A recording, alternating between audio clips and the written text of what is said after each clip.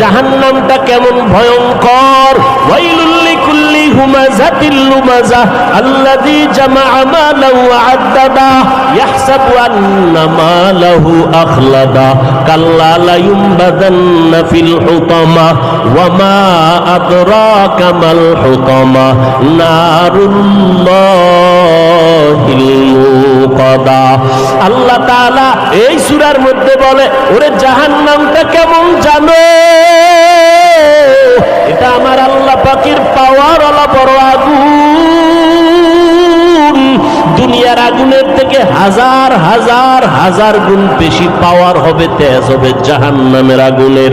দুনিয়ার আগুন হাতে লাগলে হাত জ্বলে, পাও জ্বলে না। আর জাহান্নামের আগুন আল্লাহ বলেন যে কোনো জায়গার শরীরে লাগা মাত্র কলিজা পর্যন্ত ভুনা হয়ে যাবে।